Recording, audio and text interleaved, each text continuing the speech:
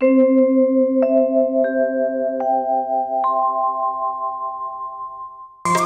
के साथ भगवान का प्रागट्य हुआ।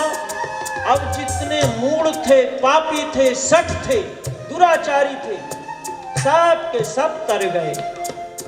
सूत जी महाराज कहते हैं, ये सुनी बात नहीं बता रहा हूं ऋषियों, ये मैंने मेरी आंखों से देखा। ऋषियों ने कहा, तो सूत जी महाराज कोई एक उदाहरण तो बताओ।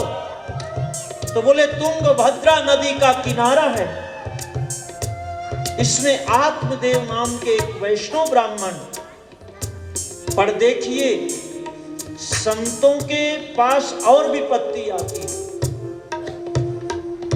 ये भूल मत करना कि जो साधु बन गया, जो गेरुआ धारण कर लिया, उसको विपत्ति छोड़ दे। अब ये परम वैष्णव है, संध्या पाशन करने वाले हैं, त्रिकाल संध्या करते हैं, भगवान का भजन करते हैं, पर इनकी पत्नी ठीक इनके उल्टा, और इसका नाम धुंधकारी है, बात बात में झगड़ा करने वाली है। 3 संत मिले आपस में, भाई थारो के समाचार है? भाई बहुत आनंद में हूं, के बात? बोले पत्नी बड़ी झगड़ालू। तुकाराम जी महाराज खेत से इतने सारे गन्ना लेकर के आ रहे थे, तो अब संत हैं, बच्चे रास्ते में मिले, बाबा एक मुझे दे। बाबा स्कूल के बच्चे थे, सब एक एक एक एक सब बांट दिए, एक गन्ना। पत्नी को पता लग गया कि आज तो सब वहीं लुटा के आ रहे हैं। बोले घर आवे तो फिर बात करें।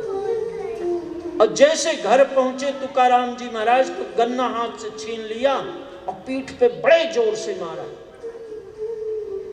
गन्ना बीच से टूट गया। तुकाराम जी कहते हैं, ओह देवी, मेरा जीवन धन्य है और आप धन्य हो। आप तो सुप्रीम कोर्ट को जज होना चाहिए था, आप मेरी पत्नी इतनी बड़ी महान मिल गई। हंसने लगे। पत्नी विचार में पड़ गई, महाराज मैं सुप्रीम कोर्ट की जज कैसे?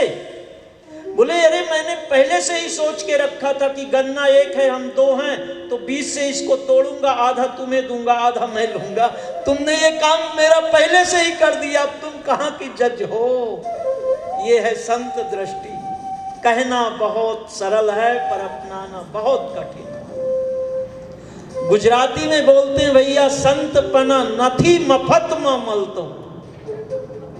संत पना ऐसे मुफ्त में नहीं मिलता। कहना बहुत आसान है, पर करना बहुत कठिन। एक की पत्नी बोले, आपको थारो के समाचार है भाई? बोले बहुत आनंद में, पत्नी इतनी धर्मात्मा मिल गई कि स्नान करने जाता हूं तो ठाकुरबाड़ी पहले से ही सजा के रख देती है। गया, अब तो स्नान करवाया, चंदन लगाया, धूप दीप और सब पहले से तैयारी, बर्तन वर्तन सब साफ कर। और भजन में बड़ा आनंद आता, हम दोनों बैठ के भजन करते हैं। अच्छा भाई थारो के समाचार है? बोले बहुत आनंद में हूं, के बात है? बोले पत्नी है ही नहीं है। भयो सयो छूटो जंजाल, अब भजूं मैं श्री गोपाल। ठाकुर जी ने जंजाल छुड़वा दिया, केवल अकेला हूं, तमूड़ा लेके घूमता हूं, भजन करता हूं। न पत्नी को, अभी तो पत्नी पूछती थी आज कहाँ थे, कितने बजे आओगे, अब कोई पूछने वाला नहीं, तमूड़ा बजाता हुआ भजन करता हूं। 3 संत हैं, अलग अलग परिस्थितियां हैं, पर प्रत्येक परिस्थिति में जो आनंद का अनुभव करे, ठाकुर जी की कृपा का अनुभव करे, वही भक्ति प्रधान है। ऐसे धुंधली के बीच में आत्मदेव प्रसन्न है।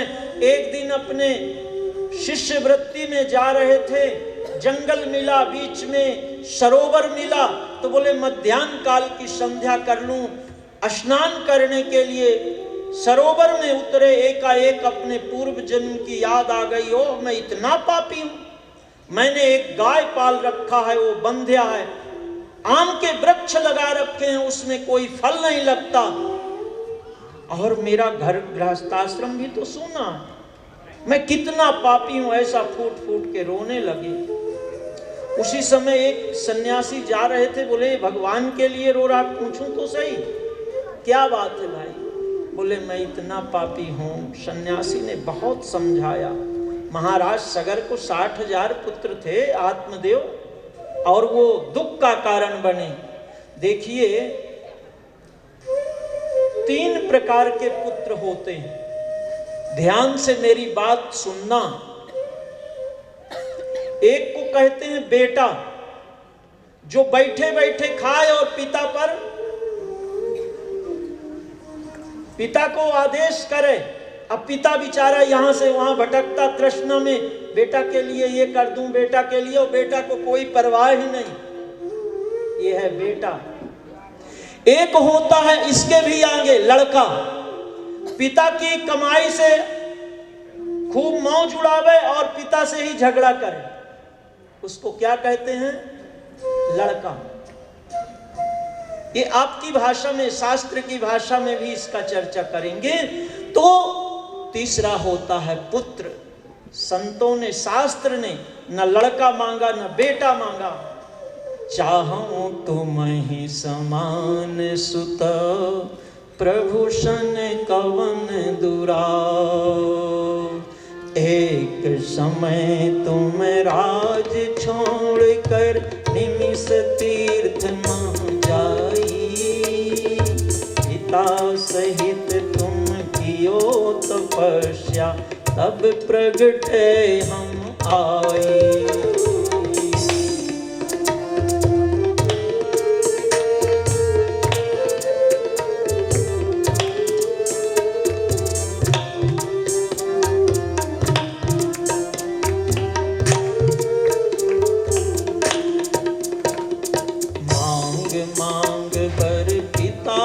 कहियो अब मांगे हर साई।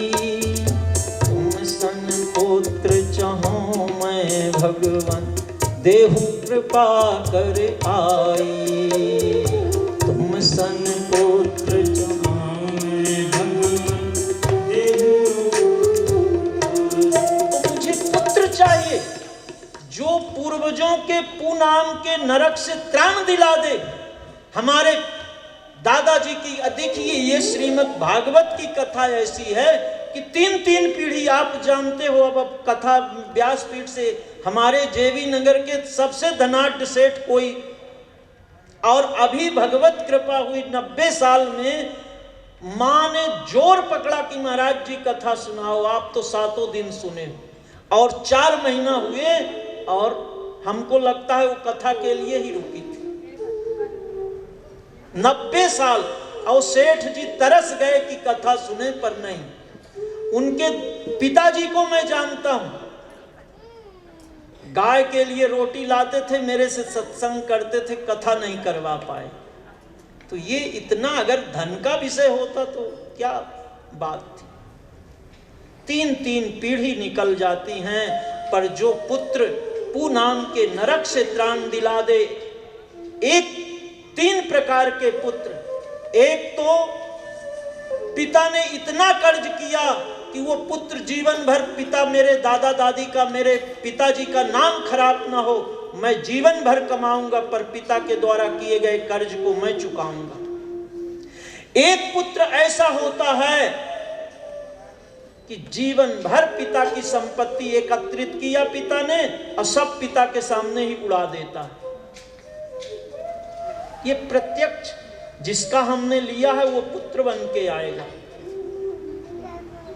एक बार की कथा आती है कि अब आप कभी अभी भगवत कृपा से उज्जैन का कुंभ पड़ा था। 1 महीना, अब संतों के पास कौन सी फैक्ट्री लगी, 1 महीना कुंभ में रहे।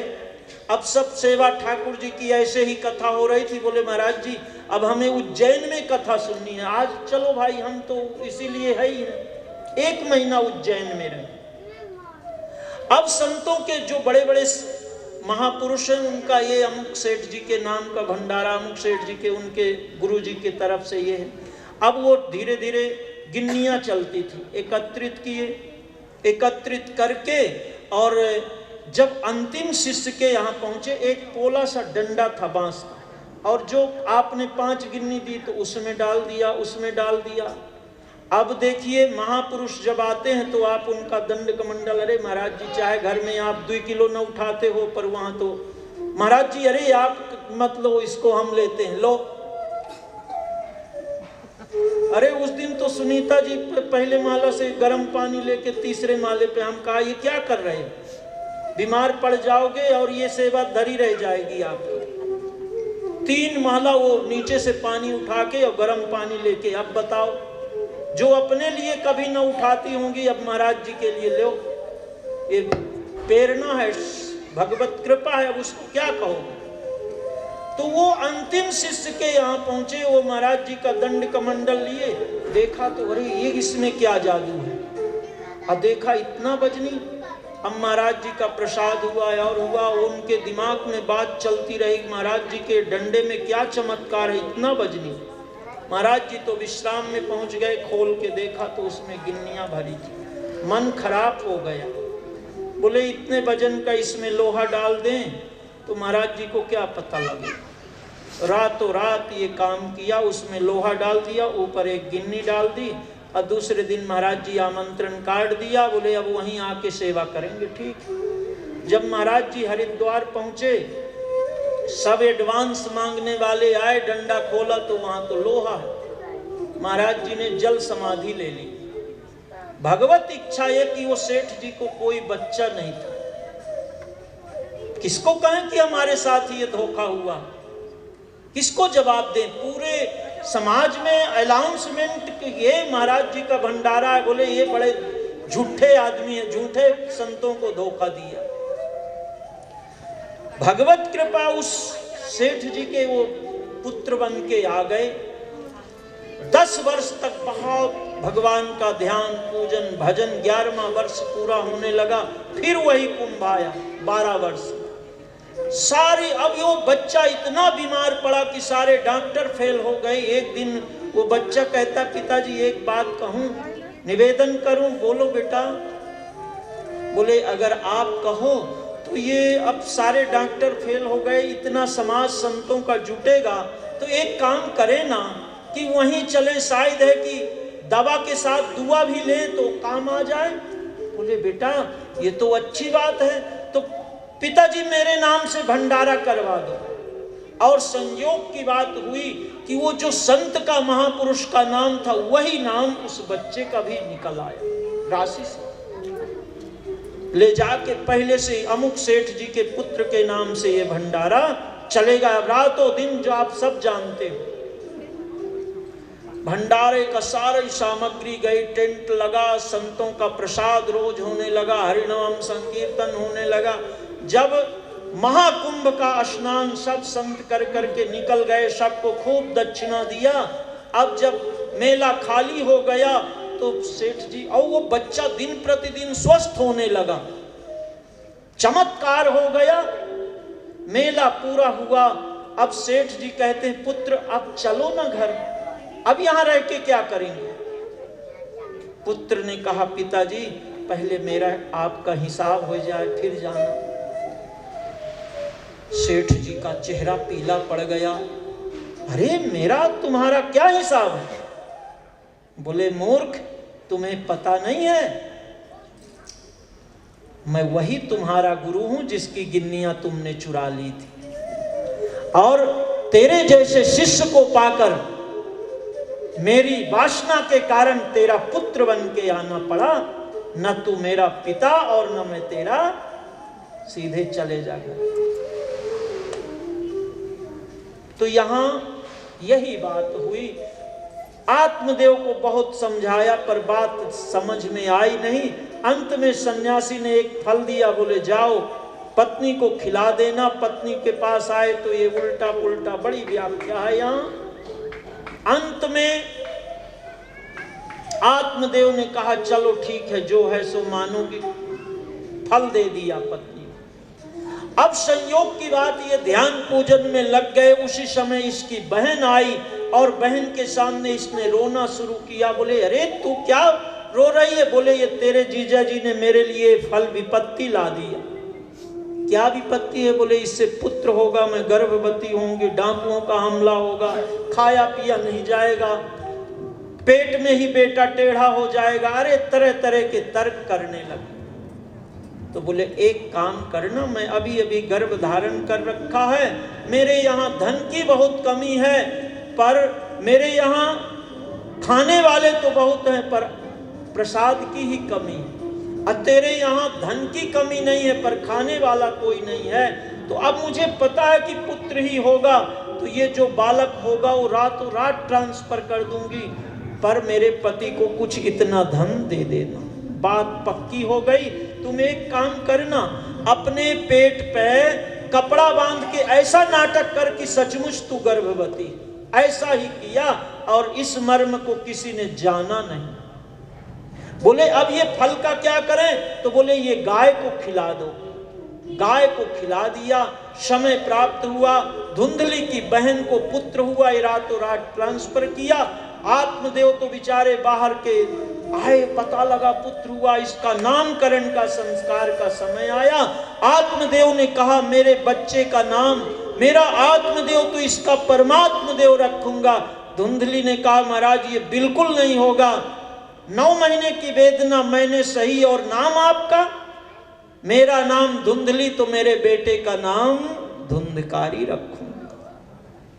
ठीक 3 महीना व्यतीत हुआ, गाय माता ने एक पुत्र को जन्म दिया, जिसके कान तो गाय के बछड़ी जैसे थे, पर पूरा शरीर मनुष्य का था। आज महात्मा गोकर्ण इनका नाम पड़ा और आत्मदेव की प्रसन्नता का ठिकाना न रहा। सूत जी महाराज कहते हैं ऋषियों, दोनों बच्चे बड़े होने लगे। गोकर्णो पंडितो ज्ञानी धुंधकारी महाखला। गोकर्ण जी जन्म से ज्ञानी, पिताजी संध्या करो, ये धूप करो, दीप करो, ये महाखल। किसी अंधे को लेता, चल बाबा तेरे घर छोड़ाऊं, कुएं में ले जाके गिरा देता। कुत्तों को पत्थर से उनकी आंख फोड़ देता। हिंसा करना इसका स्वभाव, जैसे बहेलिए लोग नहीं रहते चिड़ियों को मारने के लिए, वो बना लिया। ऐसे हिंसा करना इसका स्वभाव हो गया। एक दिन आत्मदेव ने कहा इस पुत्रो दुखदाय का, इससे अच्छा तो इसकी मां बंध्या रहती। अब तो ये मुझे जीते जी, एक दिन वो था कि पुत्र के लिए रो रहा था कि मेरे पुत्र हो जाए, आज पुत्र के दुख से दुखी होके रो रहा। आत्मदेव ने चतुश्लोकी भागवत का उपदेश सुना। महात्मा गोकर्ण ने कहा वही शब्द जो सन्यासी ने कहा था, देहे स्थिमांस रुधिरे भीमति त्यजत्वं जाया सुतादिषु सदा ममतां विमुञ्च पश्यानिशं जगदिदं क्षणभङ्गनिष्ठं वैराग्य राग रसिको भवभक्तिनिष्ठः धर्मं भजस्व सततं त्यज लोक धर्मान् सेवस्य साधु पुरुषान् जहि काम तृष्णाम् अन्यस्य दोष गुण चिंतन मासु मुक्त्वा सेवा कथा मुहुरहो मितरां पिबत्वम्। ये अंतिम श्लोक कहा गोकर्ण जी महाराज के चरणों में महात्मा आत्मदेव गए और श्रीधाम वृंदावन में जाके श्रीमद् भागवत के 10वें स्कंद का पाठ पारायण किया और स्वरूप मुक्ति को प्राप्त कर लिया। धुंधकारी का समय आया। अब इसकी माँ और सारा पिता का जो कमाया हुआ धन था वो क्षण भर में लुटा दिया, इधर उधर इधर। एक दिन माँ के पास आया, तिजोरी की चाबी दे। माँ ने कहा बेटा ये तो बुढ़ापे के लिए रखी हूँ। बोले बुढ़ापा नहीं, मुझे अभी चाहिए। डंडे से पिटाई किया और माँ कुएं में जाके, अरे इस पुत्र के पास रह के क्या करूं। 5 गणिकाओं को लाके, वेश्याओं को लाके घर में बसा लिया। जब तक पिता का धन था उनको खुश करने लगा, अब तो गिरोह बना लिया, चोरी डकैती करने लगा। एक दिन तो राजा के यहाँ चोरी करके आया। इन गणिकाओं ने विचार किया कि इसके कारण तो हम भी पकड़ी जाएंगे। धुंधकारी को रात में रस्सी से बांध के और मार के वहीं जला दिया। अपने कुकर्मों के कारण धुंधकारी महान प्रेत बना। गोकर्ण जी महाराज सब तीर्थों में घूमते घूमते गया जी गए। ध्यान किया, पिताजी नहीं रहे, माँ नहीं रही, भाई नहीं रहा, गया श्राद्ध किया, फिर अपने नगर में आए। संतों ने कहा अब तो वो जीते जी सताया, अब कभी गेड़ा बन जाता, कभी भैंसा बन जाता, सूर्य नारायण के अस्त होने के बाद तो उस रास्ते को ही बंद कर देता। गोकर्ण जी ने कहा चलो देखूं तो सही। आए तो एक अपना तखत लगाया, उसमें विश्राम करने लगे। अर्धरात्रि के समय वो धुंधकारी तरह तरह के रूप धारण करके डराता है। महात्मा गोकर्ण ने गायत्री मंत्र का उपदेश करके जल लिया, उसके ऊपर छोड़ा, अपने असली रूप में आया। अरे भाई तुम कौन हो? बोले अहम भ्राता तुदीयोस्मि धुंधकारीति नामतः स्वकीये नैव दोषेन ब्रह्मत्वं नाशितं मया। भाई मैंने इतने कुकर्म किए कि अपने कुकर्मों के कारण प्रेत बना। तो बोले हमने तो आपके लिए गया श्राद्ध किया, मुक्ति नहीं हुई। बोले भैया एक बार नहीं, गया श्राद्ध सते नापी मुक्तिर में न भविष्य। एक बार नहीं 100 बार गया करके आओ, मेरी मुक्ति नहीं होने वाली। गया तो धर्मात्माओं का उद्धार करती, मेरे जैसे पापी के लिए जगह ही नहीं। तो क्या करना चाहिए? तो बोले आप बड़े विद्वान हो, ज्ञानी हो, आप ही इसका कोई उपाय करो। बोले जा रात को सो जा, बड़े बड़े प्रातः काल में इसका निर्णय करूंगा। महात्मा गोकर्ण ने सब ज्ञानी पंडितों को बुलाया, किसी ने उत्तर नहीं दिया। तब सूर्य नारायण भगवान की गति को रोक दिया। तुभ्यम नमो जगत साक्षिन् ब्रूहि मे मुक्ति हेतिकम। मेरे भाई के उद्धार का उपाय बताओ। सूर्य नारायण भगवान ने कहा महात्मा गोकर्ण आप धुंधकारी के लिए श्रीमद् भागवत की कथा सुनो। श्रावण शुक्ल पक्ष नवमी की तिथि को ये कथा प्रारंभ हुई। सब एक वैष्णव ब्राह्मण को श्रोता बनाया। धुंधकारी विचार करने लगा मैं क्या करूं। तो एक 7 गांठ का पोला बांस था, उसी के ऊपर आके बैठ गया। प्रथम दिन की कथा पूरी हुई तो वो बांस की ग्रंथि फट गई। दूसरे दिन की कथा, दूसरे ऐसे 7वें दिन भगवान के चतुर्भुज रूप सारूप मुक्ति को आया, विमान आया, धुंधकारी को लेके जाने लगा। महात्मा गोकर्ण ने पार्षदों से कहा रुको, यहाँ तो बहुत से श्रोता बैठे हुए हैं, आप एक विमान लेके क्यों आए हो? बोले महाराज यहाँ श्रोता तो अनेकों बैठे हैं, पर किसी ने कथा ध्यान से नहीं सुनी। जो बीमार आदमी होता है वही डॉक्टर ढूंढता है, और जिसको बीमारी ना हो बोलो इतने बढ़िया सर्जन ये, अरे सेठ क्या करना है सर्जन। एक सेठ जी ट्रेन की यात्रा कर रहे थे, एक बच्चा बाबूजी पानी, बाबूजी पानी। सेठ जी बुलाए, इधर आ। बाटल लिया, दिखा कौन सी कंपनी का लेवल लगा के रखा है, कितने दिन की पैकिंग है, तेरे को कितना बचता है। वो बालक पानी का बाटल लिया और आगे बढ़ा। सेठ जी बुलाते रहे इधर आओ इधर आओ, आया ही नहीं। एक संत बैठे थे, बोले भैया सेठ जी बुला रहे हैं, वो क्यों तू नहीं देता उनको पानी? बोले सेठ जी को प्यास नहीं है, ये टाइम पास कर रहे हैं। जिसको प्यास होती है वो लेवल कब का है, तेरे को क्या मिलता है ये नहीं पूछता, ढक्कन खोला पी जाता है, बाद में कितना पैसा। ये जितने भी श्रोता बैठे थे किसी को प्यास ही नहीं थी, असली प्यास तो धुंधकारी को थी। महात्मा गोकर्ण ने कहा ऐसी बात है तो अब मैं दोबारा फिर कथा करूंगा। कुछ वर्ष व्यतीत हुए, भाद्रपद शुक्ल पक्ष की नवमी को फिर ये कथा। अब की बार अंगड़े लूले लंदे पापी दुराचार्य सब कथा में भीड़ मच गई। सूत जी महाराज कहते हैं अयोध्या वासिना रामा, जैसे मर्यादा पुरुषोत्तम भगवान श्री राम अपने अयोध्या वासियों के सहित, अपने प्रजा के सहित साकेत धाम को गए। जैसे लीला पुरुषोत्तम भगवान श्री कृष्ण ब्रजवासियों के साथ गोलोक धाम को गए, ऐसे महात्मा गोकर्ण अपने श्रोताओं के साथ भगवत धाम को प्राप्त कर लिया।